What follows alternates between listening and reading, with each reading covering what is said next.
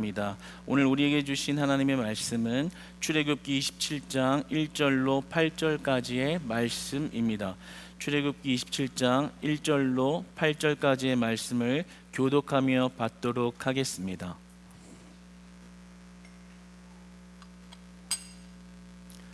말씀 같이 교독하며 받겠습니다. 너는 조각목으로 길이가 5규빗 너비가 5규빗의 제단을 만들되 네모 반듯하게 하며 높이는 3규빗으로 하고 그 네 모퉁이 위에 뿔을 만들되 그 뿔이 그것에 이어지게 하고 그 제단을 노스로 싸고 재를 담는 통과 부삽과 대야와 고기 갈고리와 불 옮기는 그릇을 만들되 제단의 그릇을 단옷으로 만들지며 제단을 위하여 노스로 그물을 만들고 그 위 네 모퉁이에 돛고리 넷을 만들고 그물은 제단 주위 가장자리 아래 곧 제단 절반에 오르게 할지며 또 그 제단을 위하여 채를 만들되 조각목으로 만들고 노스로 쌀지며 제단 양쪽 꼬리에 그 채를 꿰어 제단을 매게 할지며 제단은 널판으로 속이 비게 만들되 산에서 내게 보인 대로 그들이 만들게 하라. 아멘. 네, 여러분 오늘 말씀의 제목은 하나님께로 나아가는 방법 세 가지. 하나님께로 나아가는 방법 세 가지라는 제목으로 주의 말씀해 주신 은혜를 함께 나누기를 원합니다. 저희는 지금 출애굽기 강해를 나가면서 이 하나님의 말씀에 의하여 성소를 짓는 규례에 관하여 배우고 있습니다. 그런데 우리가 이런 말씀을 배우는 과정 속에서 우리가 이스라엘의 역사를 공부하는 것도 아니고 이스라엘 율법의 규례를 익히는 것도 아니고 저는 이 모든 시간이 하나님을 배우는 시간이 되기를 소망합니다. 예수 그리스도를 알고 예수 그리스도를 배우는 시간이 되기를 소망합니다. 정말 하나님은 어떤 분이신가? 하나님은 어떤 교회를 원하시는가? 하나님은 어떤 성도를 원하시는가? 우리가 진짜 하나님을 어떻게 만날 수 있는가에 관한 그런 은혜의 영역이 열려지는 그런 은혜가 있기를 주님 안에서 소망합니다. 오늘의 말씀의 내용은 이제 번제단에 관한 규례입니다. 이 성소 안에 있는 번제단을 어떻게 제작해야 하는지에 대해서 알려주신 말씀입니다. 그런데 여러분이 오늘 이 말씀을 같이 합독하면서 받을 때 도대체 그 이스라엘의 역사에 나온 그 번제단을 짓는 규례가 오늘날의 나와 무슨 연관이 있을까? 그 번제단을 그렇게 짓는 모습이 오늘 내가 신앙생활하며 살아가는 현대를 살아가는 나와 어떻게 연결될까라는 아마 그런 질문이 드셨을 겁니다. 그런데 이 번제단은 오늘날을 살아가는 우리와 정말 깊은 관련이 되는 그런 말씀입니다. 왜냐하면 번제단은 단순한 기구나 가구가 아닙니다. 이 번제단은 하나님께 나아가는 데 있어서 굉장히 중요한 의미를 지니고 있습니다. 우리가 성소의 뜰에 들어가서 가장 먼저 하나님께 접근하는 장소가 바로 이 번제단입니다. 성소 안에 들어갔을 때 가장 먼저 접하는 것이 바로 이 번제단이라는 거죠. 그러니까 하나님과 사람 사이에 만나는 접근점이 된다라는 거죠. 하나님과 사람이 만나는 중심 장소가 바로 이 번제단이라는 것입니다. 이 번제단에 제물을 드리고 속죄물을 드림으로써 이스라엘 백성은 하나님께 나아갔죠. 그러니까 이것은 단순한 종교적인 의식이 아니라 하나님과 인간의 관계를 회복시키는 유일한 길이 되는 장소라는 것입니다. 그런 의미에서 이 장소는 이 번제단은 굉장히 중요한 의미를 지니는 것이죠. 우리가 하나님께 나아가는 방법, 하나님께 나아가는 길, 하나님께 나아가는 유일한 방법을 알려주고 있는 것입니다. 오늘 그래서 하나님께 나아가는 방법 세 가지에 관하여 그렇게 은혜를 나누기 원합니다. 첫 번째로 우리가 하나님께 나아가는 방법은 하나님이 정하신 방식대로 나아가야 한다는 것입니다. 여러분, 예배의 설계자는 하나님이십니다. 오늘 본문 1절을 보면 아주 상세한 내용을 이렇게 말씀하십니다. 그 제단을 어떻게 만드냐에 관하여 이야기하실 때 그 조각목의 길이가 5규빗, 너비가 5규빗의 제단을 만들고 네모 반듯하게 하여 높이는 3규빗으로 하라. 아주 구체적인 내용을 말씀하십니다. 이 규빗이라는 것은 대략 45cm 정도가 되니까 이 제단의 크기를 굳이 수치로 표현하자면 약 2.25m, 2.25m, 높이 1.35m 정도가 됩니다. 이런 제단의 크기와 모양, 높이까지 규격화되는 것은 단순히 하나님이 원하시는 가구를 이렇게 만들고 제작하라는 것이 아니라 이것이 하나님의 계시, 하나님의 명령이라는 것을 드러내고 있습니다. 오늘 본문 8절을 보면 산에서 내게 보인 대로 그들이 만들게 하라. 내가 말한 그대로 만들게 하라. 이것을 또 반복 강조하십니다. 5규빗, 5규빗, 3규빗으로 하라는 그 말 그대로 만들게 하라. 그러니까 하나님께서는 지금 단순히 하나님이 원하시는 가구의 형상을 보기 원하는 것이 아니라 하나님의 말씀의 주도권에 순종하는 모습을 원하고 계신다라는 거죠. 그러니까 하나님께 나아가는 예배라는 것은, 하나님을 만날 수 있는 그런 예배의 조건이라는 것은 어떤 인간의 창의성이나 임의대로 설계하는 모습에 있는 것이 아니라 하나님의 절대 주권과 그 말씀의 계시에 순종하는 신앙에 있는 것입니다. 사랑하는 여러분, 우리가 내 생각으로 예배하기보다는 하나님의 생각에 순종하며 예배하는 저와 여러분 되시기를 축복합니다. 하나님이 원하시는 것은요, 뭘 어떻게 만들었냐가 아니에요. 내가 말한 대로 했느냐, 내 주도권, 하나님의 주도권에 너가 순종하고 있느냐, 이 모습을 지금 원하고 계신다라는 거죠. 그러니까 우리가 이 말씀을 접할 때 단순히 하나님이 이런 가구를 이렇게 짜기를 원하시는구나, 이런 역사적인 사실로 바라봐서 되는 것이 아닙니다. 그게 아니라 이런 자세한 규정을 불만하지 않고 토달지 않고 고지 곧대로 하기 원하시는 순종을 요구하시는구나. 그러니까 정말 하나님을 만나는 성소, 하나님을 만나는 그 길, 하나님을 만나는 믿음의 태도는 바로 순종에 있구나. 히브리서 8장 5절의 말씀을 보면서 오늘의 그러한 내용을 신약에서 어떻게 평가하고 있는지에 대해서 신약으로 넘어가 연결지어 한번 보겠습니다. 히브리서 8장 5절 같이 한번 읽어보겠습니다. 시작. 그들이 섬기는 것은 하늘에 있는 것의 모형과 그림자라. 모세가 장막을 지으려 할 때에 지시하심을 얻음 같으니 이르시되 삼가 모든 것을 산에서 내게 보이던 본을 따라 지으라 하셨느니라. 아멘. 이 모든 규례대로 행하는 과정이 단순히 인테리어 제작, 그냥 가구를 제작하는 그런 일이 아니라 이것은 하늘에 있는 것의 모형이다. 하늘에 있는 것들의 그림자다. 모든 것이 하나님의 주권으로부터 나왔다는 것을 이야기하는 거죠. 여러분, 우리가 예배를 드릴 때 항상 잃지 않아야 하는 마음의 중심은 하나님께서 우리의 예배의 모든 것을 설계하시고 사람은 그것을 순종으로 따르기를 원하신다라는 것입니다.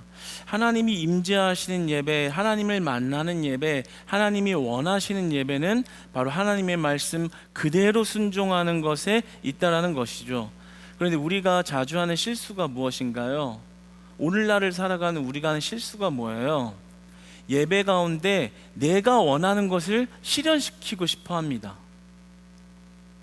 내가 원하는 것을 찾습니다. 그러니까 예배 가운데 하나님이 원하시는 게 뭘까? 하나님이 말씀하시는 게 뭘까?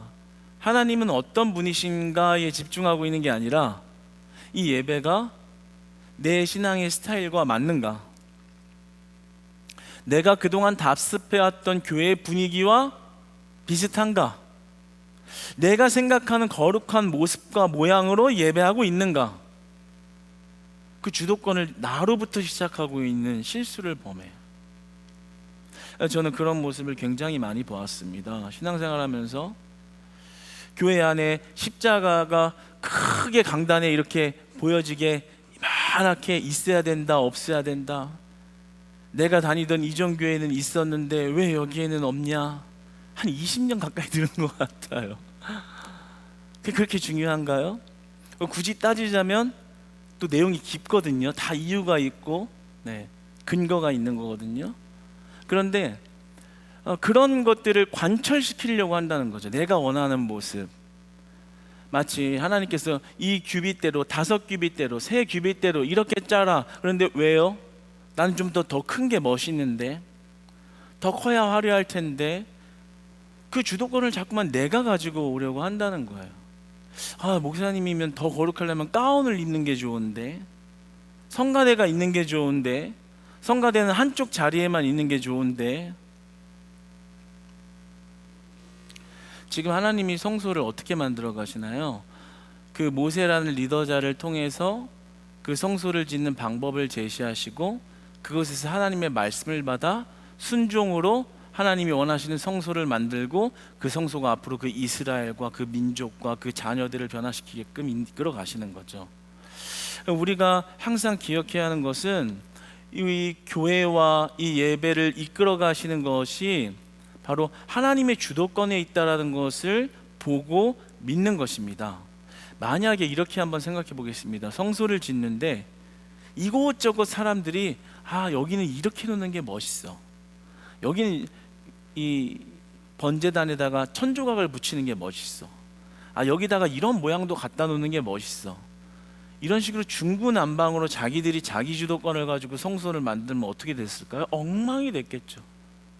만약에 저희 교회도 이 수십 년간 많은 사람들이 오고 가고 이렇게 했는데, 특히 신도시 특성상 그러다 보니 더 이 말 저 말을 많이 했던 것들이 많습니다.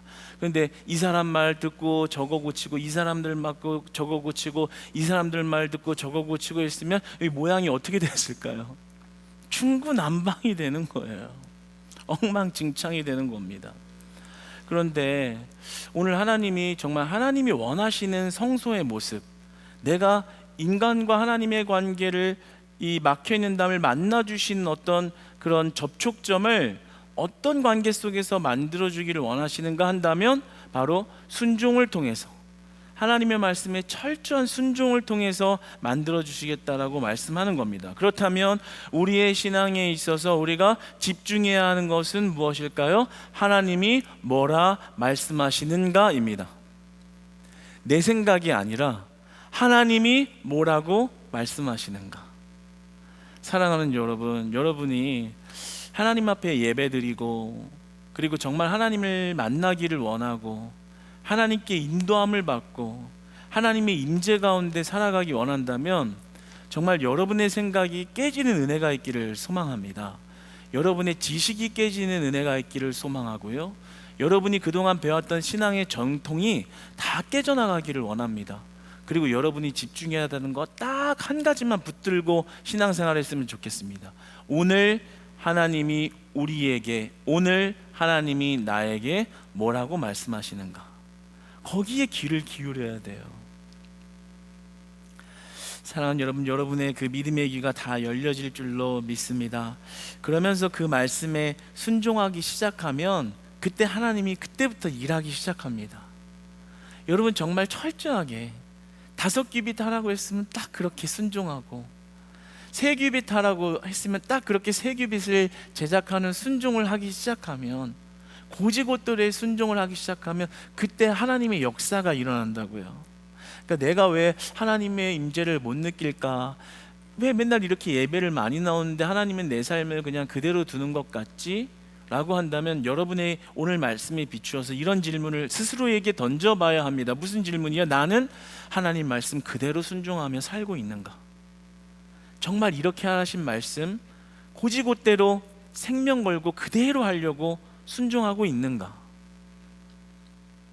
한번 스스로에게 답해 보시기 바랍니다.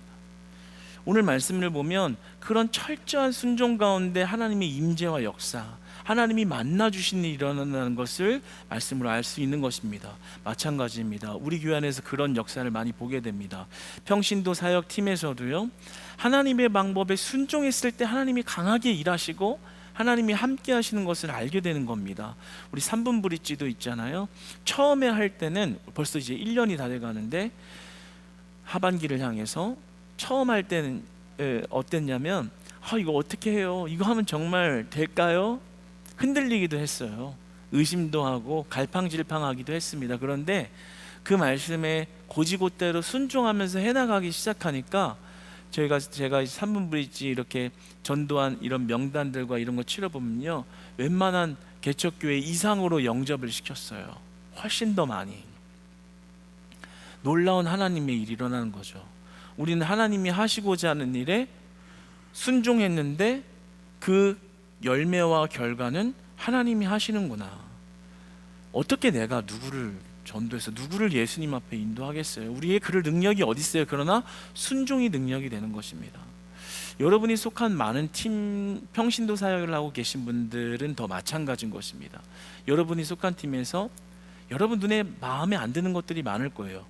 이런 건 이렇게 해야지 효과적이고, 이게 이렇게 하는 게 맞는데, 참 이렇게만 조정하면 좋겠는데 왜 생각이 없겠습니까?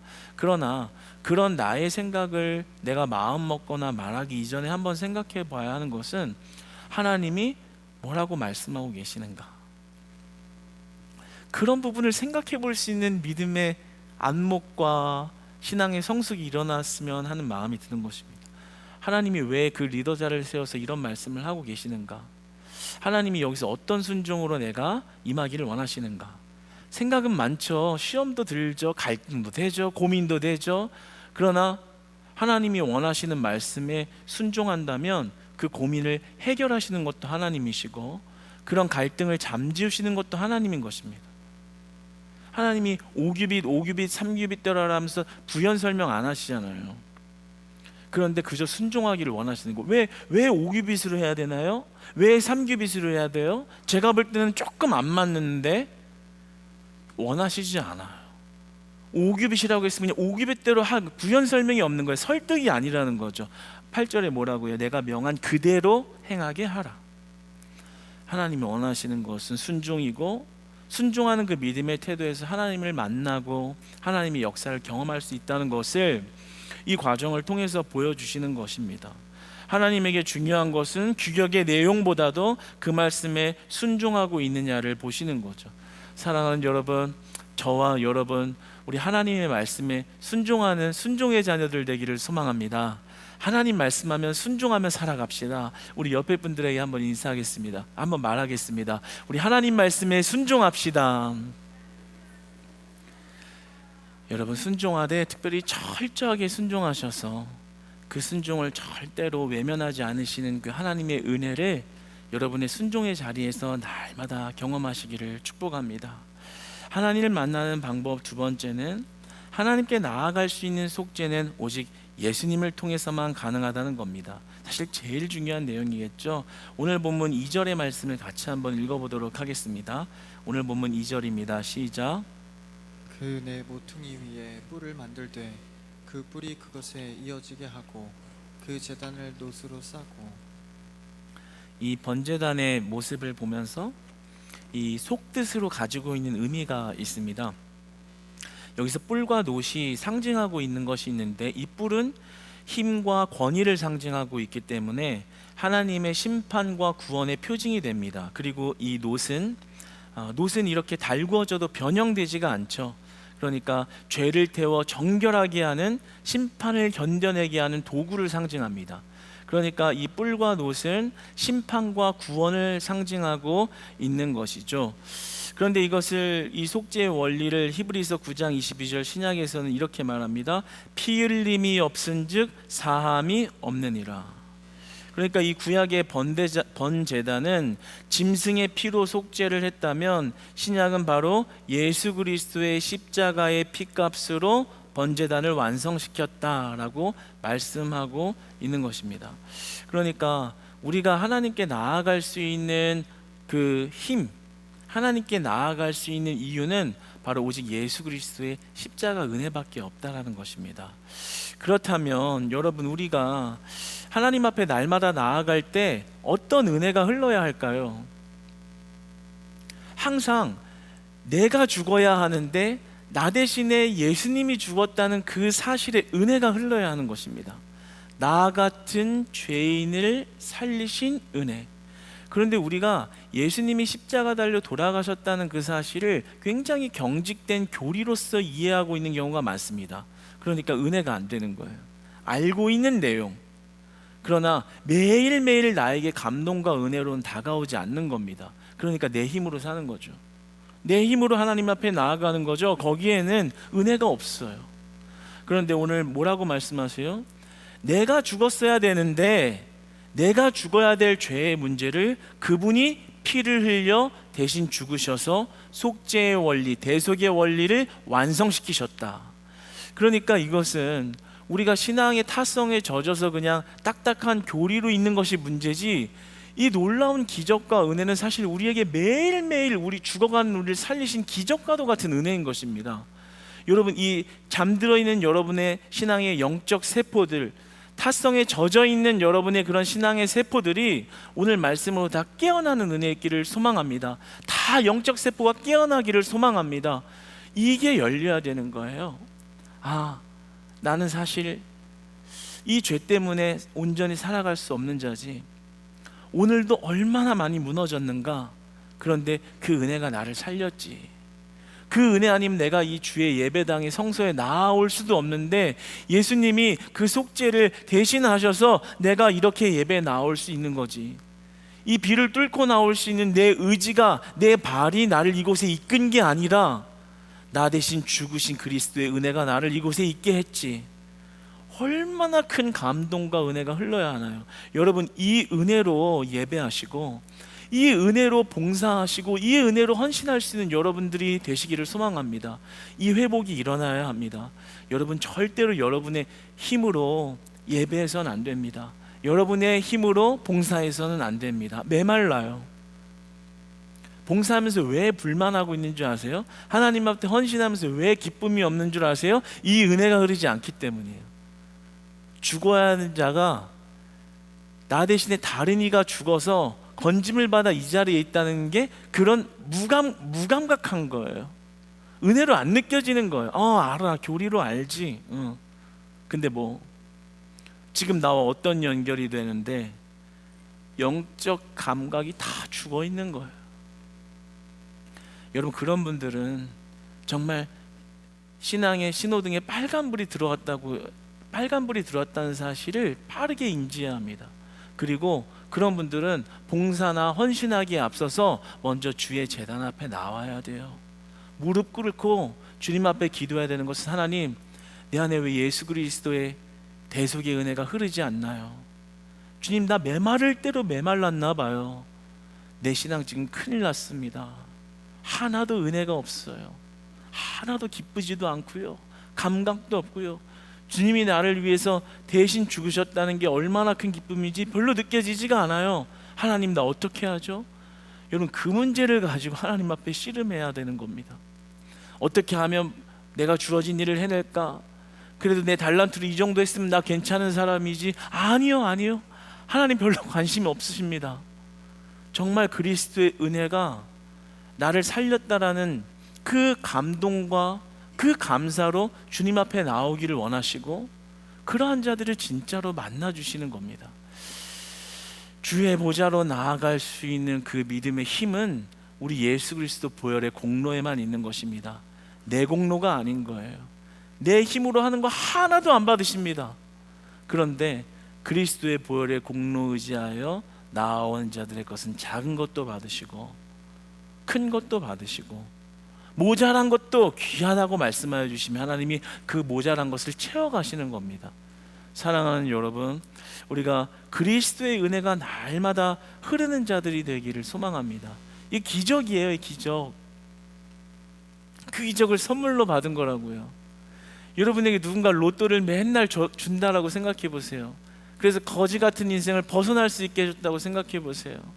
얼마나 기쁘겠어요. 날마다 기쁘겠죠. 돈 떨어지면 또 로또를 주는 거예요. 얼마나 기쁘겠어요. 그 사람한테 감사하고 감격하고 감동하지 않을까요?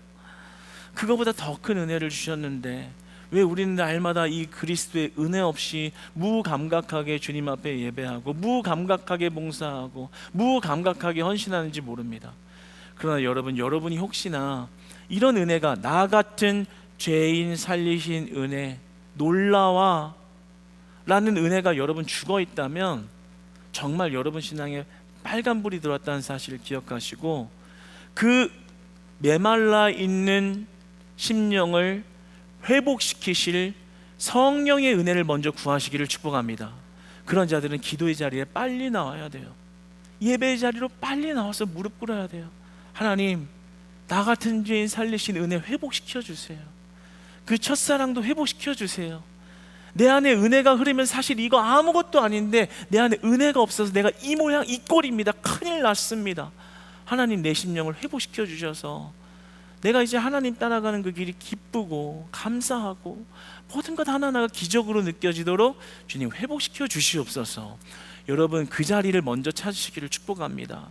내 힘으로 자꾸만 아둥바둥거리면서 하려고 마시고 예수님이 주시는 구원의 은혜를 먼저 회복하시기를 소망합니다. 여러분, 실제로 한번 보십시오. 여러분들이 예배드리다가 말씀에 은혜 받고 성령 충만하지 않습니까?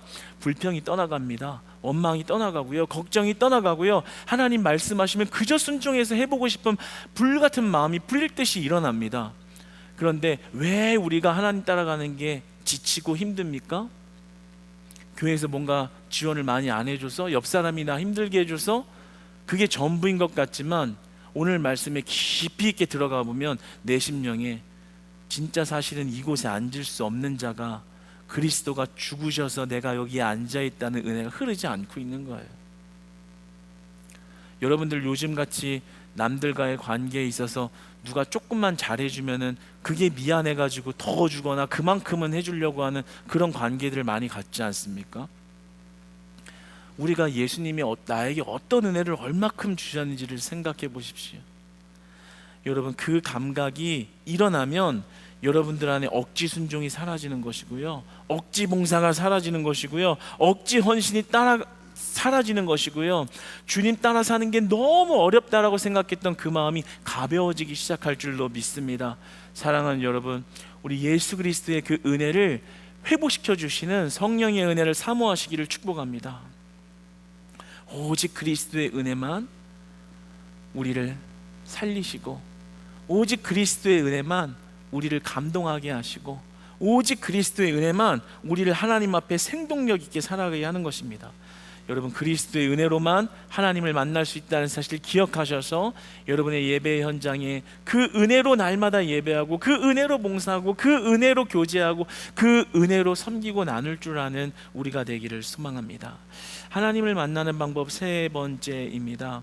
하나님을 만나는 세 번째 방법은 하나님이 어떤 분이신가를 좀 먼저 알기 원합니다. 하나님은 상황과 장소를 초월하시는 분이십니다. 오늘 본문 6절로 7절 말씀 한번 읽어보도록 하겠습니다. 읽겠습니다. 시작. 또 그 제단을 위하여 채를 만들되 조각목으로 만들고 돛으로 쌀지며 제단 양쪽 고리에 그 채를 꿰어 제단을 매게 할지며. 이 번제단이 성소 안에 있지만 이동식이라는 이야기를 하는 겁니다. 그 채를 꿰어 제단을 매게 할지며, 매고 이동을 시킬 수 있다라는 겁니다. 광야에서 40년간을 이동하며 살았기 때문에 제단도 그들과 함께 이동을 하게 했다라는 것이죠. 그럼 이것이 어떤 의미를 가집니까? 하나님의 임재는 어떤 한 장소와 시간에만 국한되지 않는다라는 것을 이야기하는 겁니다. 그러니까 하나님이 우리가 만들어 온 형식에 매이는 분이 아니라는 거예요. 장소에 매이는 분도 아니고 시간에 매이는 분도 아니라는 겁니다. 그저 그리스도께 속해 있다면, 그 말씀에 순종하고 있다면 그 가운데 하나님이 임재한다라는 겁니다. 그러니까 우리가 정말 하나님을 만나는 방법은 하나님의 말씀을 지니고 살아가는 데 있습니다. 아까 순종과 좀 연결되는 부분이죠. 우리가 이 하나님의 성소에 나와 예배하는 것만으로 하나님을 만나는 게 아니라 이곳에서 하나님을 만났다면 여러분의 삶의 터전으로 나아갔을 때도 하나님을 만날 수 있다라는 겁니다. 어떻게 해요? 하나님의 말씀대로 순종하며 살아가는 자들에게. 예수 그리스도의 말씀대로 살아가며 순종하는 자들에게 하나님의 임재가 함께한다라는 거죠. 그래서 저는 여러분들이 이 하나님의 말씀에 순종할 때 하나님이 임재하시고 동행하시는 이런 경험들이 굉장히 많아졌으면 좋겠습니다. 여러분들이 여기에서만 한번, 이 예배당에서만 한번 은혜 받고 끝나는 것이 아니라 이곳에서 하나님이 그 규빗과 규빗을 몇 규빗이라고 말하듯이 그런 하나님의 말씀을 여러분 한 명 한 명에 계시하셨다면 그 말씀을 들고 삶으로 나아가서 그대로 순종하는 겁니다. 그러면 어떤 일이 일어나냐면 하나님이 그 가운데 함께 하신다고요. 이곳에, 이 교회에서도, 우리 교회 안에서도 함께 하시지만 여러분이 이 교회에서 받은 말씀을 가지고서 삶으로 나아가서 그 말씀을 진짜로 기억하고 반드시 그 말씀을 실현해야 하는 그 순간에 순종을 딱 했을 때 그곳에도 하나님이 임재하신다고요. 하나님은 장소와 시간에 국한되는 분이 아니라는 것을 보여주는 거예요. 번제단이 이동하지만 그리스도의 능력 안에서 하나님의 말씀에 순종하면 그곳이 하나님의 임재의 장소가 되고 있다는 것을 보여주는 것이죠. 물론 성소를 통해서 나아가는 방법이지만 말입니다. 그래서 저는 제가 이 말씀 가운데 묵상하는 그런 묵상되어진 은혜를 여러분들과 함께 나누기 원하는 것은 우리가 하나님의 말씀에 철저하게 순종하는 삶을 살다 보면 하나님을 경험하게 되거든요. 그것이 곧 하나님의 임재인 것입니다. 그래서 우리가 교회를 통해서 하나님의 말씀을 받았을 때 그것을 삶의 이 교회의 예배당을 벗어났을 때 자꾸만 까먹어버리고 그리고 그냥 알아도 외면하고 다음 주에 아니 3일 뒤에 가면 또 예배 나가면 또 말씀 들을 수 있으니까 하고 또 잊어버리고 그러니까 우리 예배를 드릴 때는 은혜를 받는데 나가서는 하나님의 임재를 도무지 경험할 수 없는 그런 실수가 어디서 나오냐면 우리가 이 말씀을 가지고서 삶에서 순종하지 않는 데서 나오는 것입니다. 강의처럼 듣기 때문에 잠깐만 은혜 받고 그냥 깨닫는 것으로 끝나기 때문에. 그러나 5규빗을 5규빗 그대로 행하라는 하나님 말씀처럼 우리에게 주신 말씀, 하나님 나 이 말씀 받습니다, 먹었습니다, 내가 이 말씀 기억하고 이 말씀대로 행해야 하는 그 삶의 현장에서 순종하겠습니다, 그리스도의 이름 앞에 무릎 꿇겠습니다. 여러분 정말 이런 믿음의 고백을 하나님께 하면서 살아가시나요? 그렇다면 여러분의 삶이 이제 하나님의 은혜로 열려지기 시작할 겁니다. 오늘 그렇게 말씀하시는 거예요. 그렇게 이동하면 교회 안에서만 받는 은혜가 아니라 이 하나님께 계시한 말씀이 교회 밖을 뻗어나간 여러분의 삶의 현장에서도 임재한다라고 약속하는 겁니다. 사랑하는 여러분, 말씀을 맺겠습니다. 우리가 하나님을 만나는 방법을 오늘의 말씀에서 세 가지로 나누었습니다. 예배를 드리는 것은 예배의 주도권이 하나님께 있다. 그러므로 하나님께 순종해야 한다. 두 번째는 오직 예수 그리스도의 십자가 은혜가 강같이 흘러야만 우리가 하나님께 온전히 나아갈 수 있다. 세 번째는 하나님은 특정 장소에 국한되는 분이 아니다. 따라서 주의 말씀을 늘 품고 살아가도록 하라라는 것입니다. 사랑하는 여러분, 우리가 매주 드리는 예배에 참여할 때마다 이 예배를 누가 주도하고 계시는가에 대해 집중하셔서 그 하나님께 집중하시고 그 하나님의 말씀에 순종할 때 정말 우리 교회와 이 예배당 안에 주신 하나님의 임재의 능력이 여러분의 삶과 가정과 직장과 사업장과 자녀들에게 흘러들어가는 이런 신앙이 성소를 통해서, 성소의 번제단을 통해서, 그리스도를 통해서 삶으로 확장되어져 나아가는 그런 은혜가 여러분 모두에게 있기를 주님 안에서 소망합니다.